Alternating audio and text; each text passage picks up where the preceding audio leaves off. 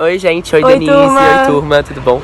Então, sobre o nosso trabalho hoje, a gente vai falar sobre o neorrealismo italiano, que foi um movimento em meados do século XX, após a Segunda Guerra Mundial, e com a Segunda Guerra Mundial, um dos países mais afetados foi a Itália.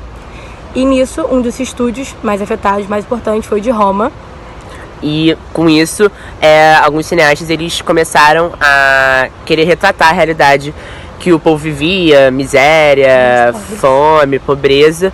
E com isso eles começaram a gravar nas ruas, né? Já que não tinha muitos estúdios bons.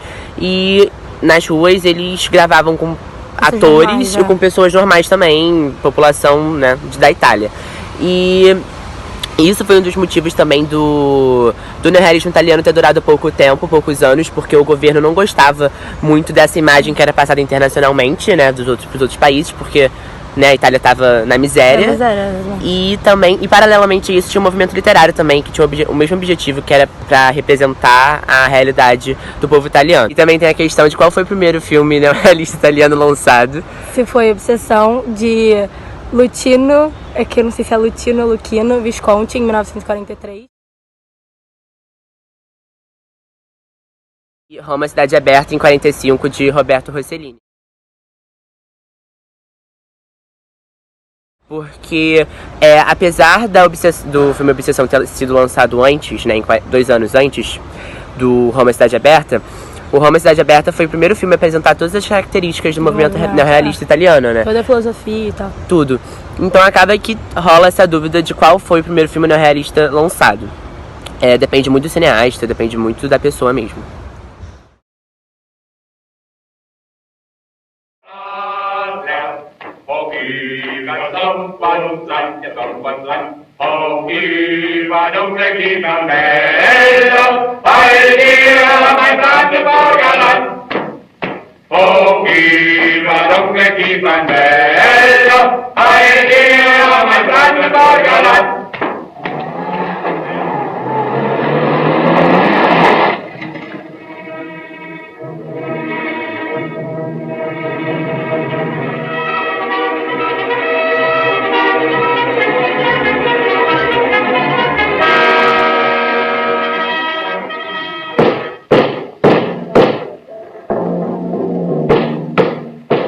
London Calling Italy. La voce di Londra.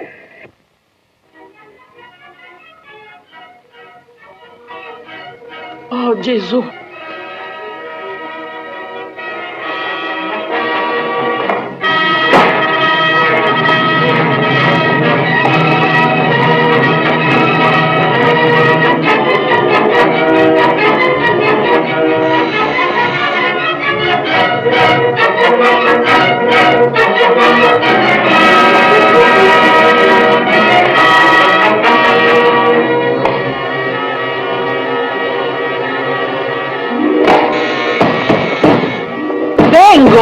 Vengo! Oh, Gesù mio. Oh. Ingegner Giorgio Manfredi? Non c'è. Dov'è? Non sappiamo. Non viene sempre a dormire a casa. E dove va? Ma non lo so. Sa com'è un giovanotto scapolo. Già. Qual è la sua camera? Da quella parte. Ivonok Tursukun. A gente vai falar pra vocês um pouco dos 3 principais cineastas do período neorrealista italiano, né? O primeiro deles é o Roberto Rossellini, que ele veio de família muito rica, né? Viajou por toda a Europa. E em 1934, ele fez seu primeiro longa-metragem, né? De encomenda marinha. Isso. Que se chamava... A Nave Bianca. Isso. Mas não foi muito bem recebido pelas pessoas. Enfim, não deu muito certo.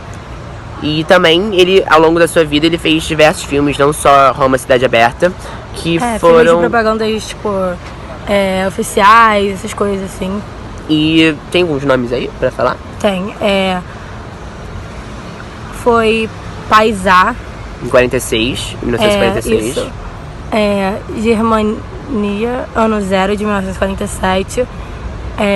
Porque os nomes são bem diferentes. Que são italianos, né? Exatamente. Stromboli, Terra de Dio, de 1949. Viva Itália, 1961. Enfim, ele fez vários filmes, mas acho que nenhum de tão grande porte quanto Roma, Cidade Aberta. Exatamente. Exatamente. E uma curiosidade também sobre o Rossellini é que ele achava muito bom pro filme dele trabalhar com pessoas normais, né? Tipo, não assim, atores. que ele abordava pra fazer, tipo... Pois é, porque ele tinha mais naturalidade. Ele falava que a única questão deles era que eles tinham que enfrentar o medo deles da câmera. Exatamente. Mas tirando isso, ele achava muito bom misturar atores e pessoas normais.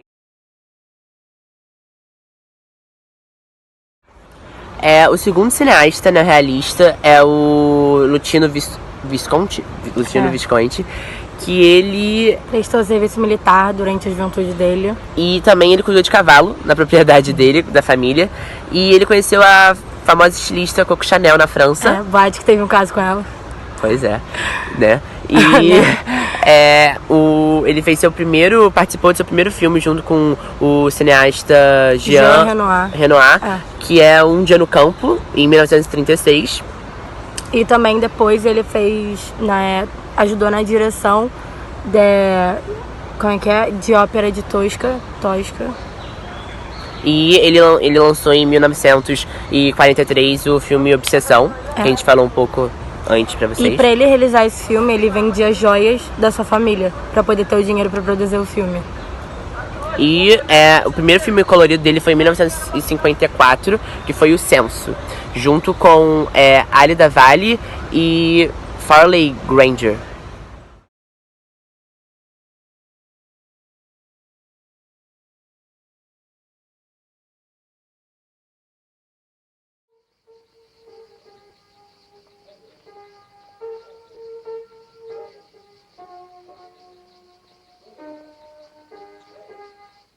Bragana? No, non è ancora. Scocciali. Scocciali.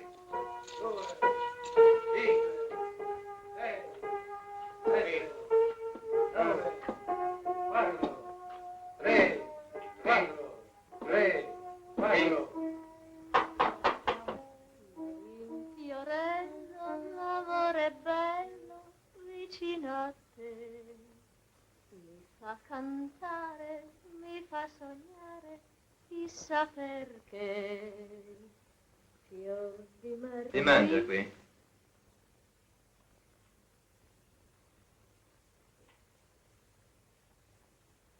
Ti domando se si mangia qui. Guarda, io pago, Va bene, ma si mangia di là. Aspetta in sala che te lo porterò io. Buono. Hai a che fare con quel pancione là fuori, tu? È mio marito. Fortunato di avere una donna come te, che cucina così bene. Non sprecarti.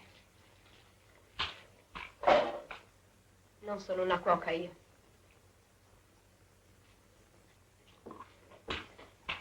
Aspetta nella sala.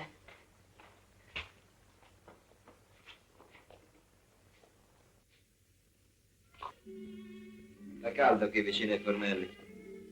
Hai le spalle come un cavallo. E ti fa impressione un po' di caldo.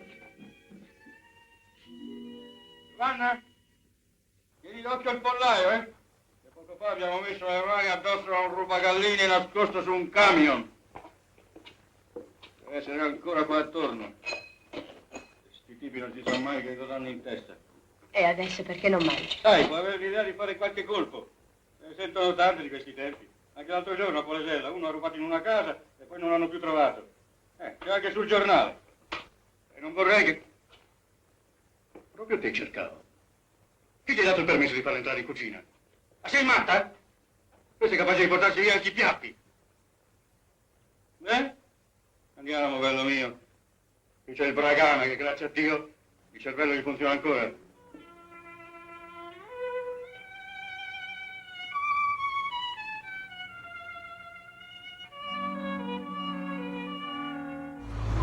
Uma curiosidade sobre ele também é que durante as filmagens de um dos filmes, que foi Ludwig, ele sofreu um ataque cardíaco e com isso teve que ficar na cadeira de rodas até a morte dele, que foi em 1976. Agora falando sobre o terceiro e último cineasta, que na verdade ele começou atuando, então ele começou como ator em Dois Corações Felizes, de 1932. Entre esse filme e outros grandes sucessos, como Madalena Zero em Comportamento, Pão, Amor e Fantasia. Isso, Meu Filho Nero, Adeus às Armas, enfim, vários outros grandes nomes, assim. E ele também começou como diretor em 1939, no filme Rosas Escarlates. Só que além desse filme, ele tem várias outras produções também, como Ladrões de Bicicleta, de 1948, que é o seu filme mais famoso. Tem O Jardim dos Fins e Contini também. Tem Vítimas da Tormenta, de 1946, enfim, vários outros filmes. E uma curiosidade também é que ele faleceu 2 dias depois, né, da produção do seu último filme. Pois é.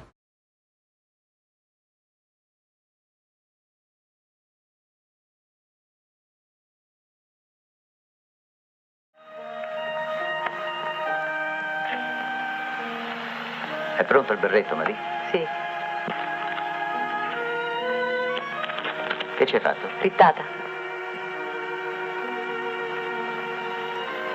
Fatte vede. Ammappede. So bello? Me pare in poliziotto. Oh. Sta fermo, no, che mi fai male. Sta fermo. Ai, sta buono che mi svegli la ragazzina.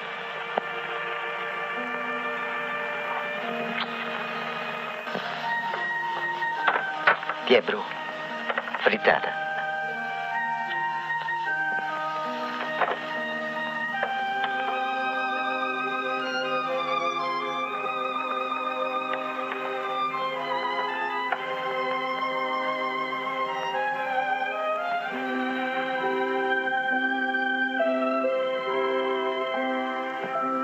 Anna.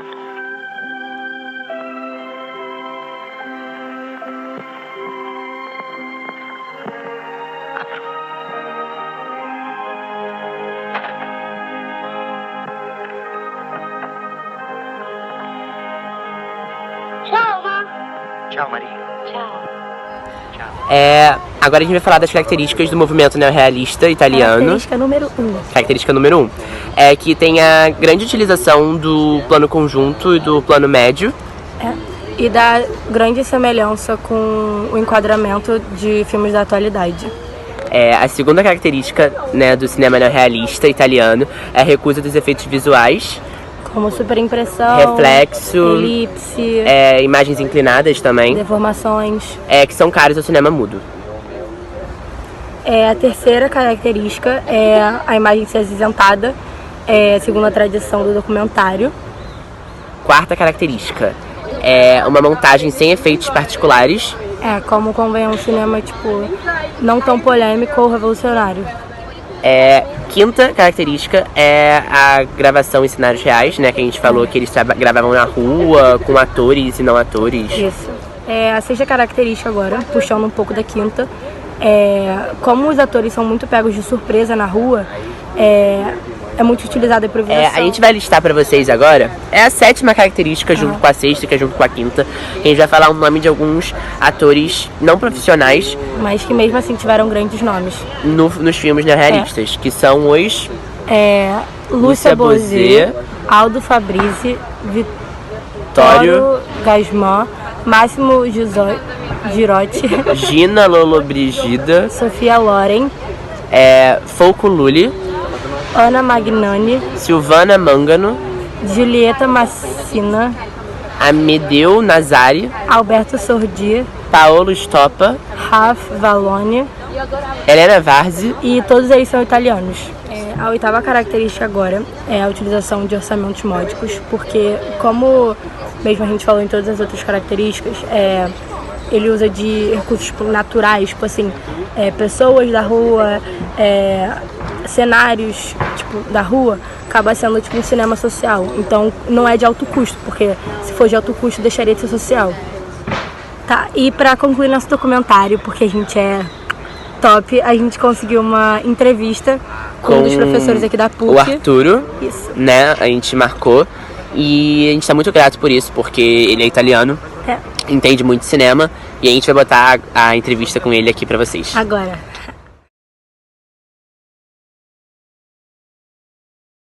Bom, por que falar do neorrealismo é sempre um prazer, porque a minha experiência do cinema está muito baseada no cinema italiano, não é só por causa das minhas origens italianas, mas pela relevância do movimento neorrealista na década de 40.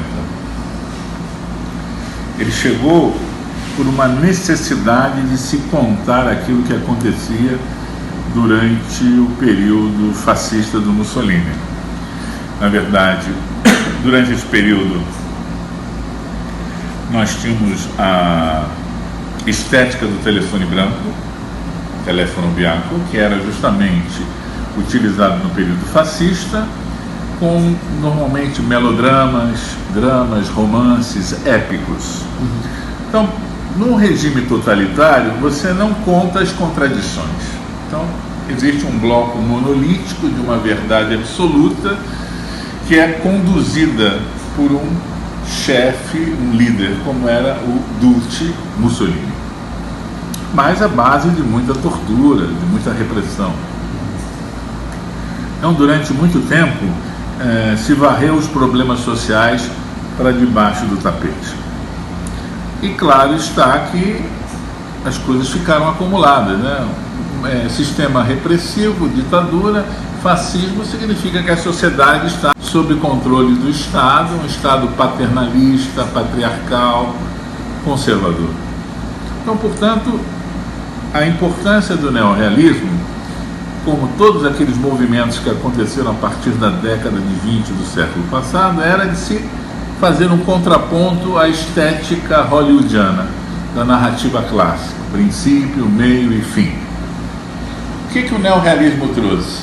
O neorrealismo trouxe uma novidade, ou seja, as condições precárias de produção, poucos recursos, facilitaram e reforçaram uma estética que os diretores neorrealistas queriam implementar, ou seja, nós vamos tirar as produções para fora dos estúdios, que não temos recursos, nós vamos fazer baixo orçamento, porque também a escassa verba para produção.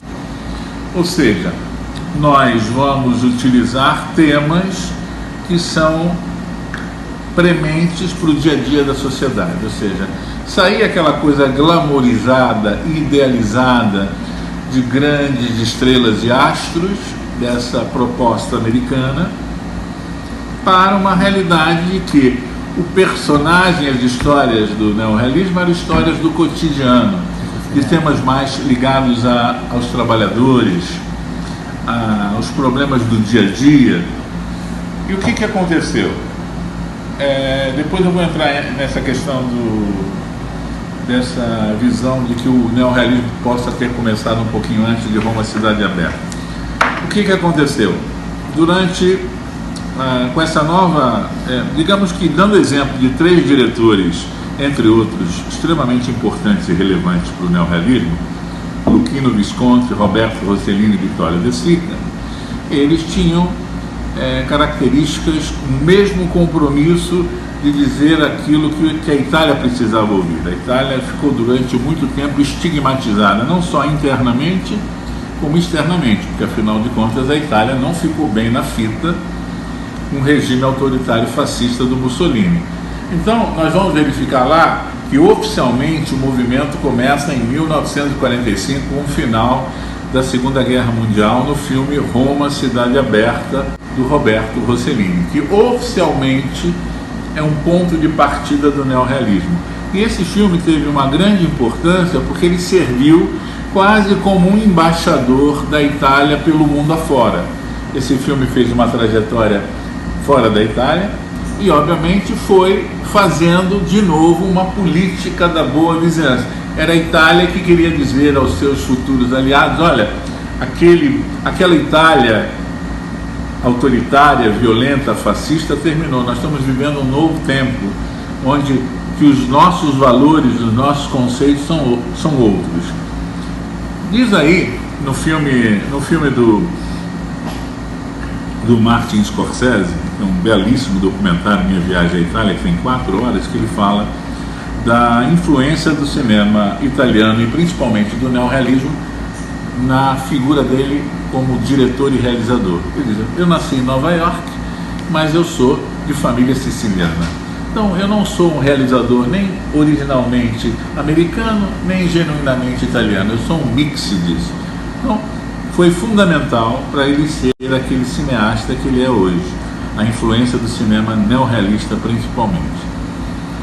Porque o que trouxe o neorrealismo? Quando os respectivos diretores chegaram à conclusão que o neorrealismo era uma necessidade, não foi assim vamos fazer, como se fossem reunir num café, vamos fazer o neorrealismo a partir de agora? Não. Era uma necessidade de expressão. É quase como uma dívida que eles tinham com o povo italiano, quer dizer, agora a gente vai mostrar as nossas feridas.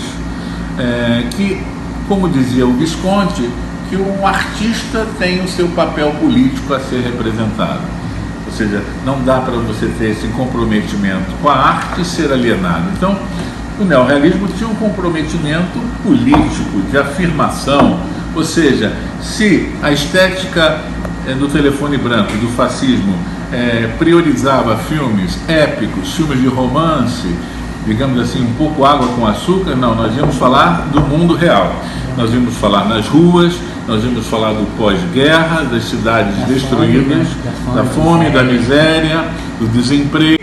Essa abordagem de que diz que o neorrealismo já tinha dado sinais anteriormente, em 42 e 43, com o filme Obsessão do Luchino Visconti, também é verdade. Digamos, oficialmente o marco do neorrealismo é a partir de 1945 com Roberto Rossellini. Mas o filme do Luchino Visconti, Obsessão, é uma adaptação do Carteiro Toca Duas Vezes, acho que vocês devem ter visto isso lá, que era uma adaptação não autorizada.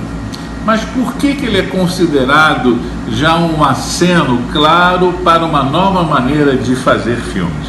Porque o Luchino Visconti, ele tinha uma origem aristocrática, ele tinha uma questão da sua orientação sexual entre a homoafetividade e a bissexualidade, por si só já era uma pessoa que tinha grandes desafios. Imagine, se hoje nós temos o que diria em 42. E aí, quais são os temas que fazem do filme Obsessão um pré-marco de uma nova maneira de fazer cinema, de uma nova maneira de narrativa e de estética? É que ele traz para dentro dessa história uma realidade de uma relação fora de um casamento.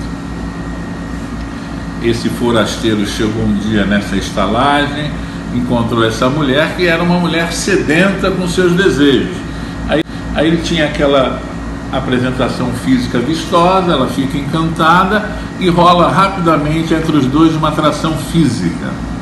Ou seja, um filme que trazia, no início dos anos 40, uma abordagem sobre adultério, que já é uma coisa diferente. Então olha lá os briefzinhos que ele vai nos dando a respeito de como era diferente num momento tão autoritário abordar sistemas que mexiam com a questão moral, essa questão do adultério. Depois a gente sabe mais para frente que essa mulher um dia tinha sido mulher acompanhante profissional, que escolheu uma vida e um marido que não necessariamente ela amava, mas para que ela pudesse se sentir pertencida fora daquela vida. Só que o marido dela era um tipo de homem não atraente, que não despertava o desejo e a sua libido, né?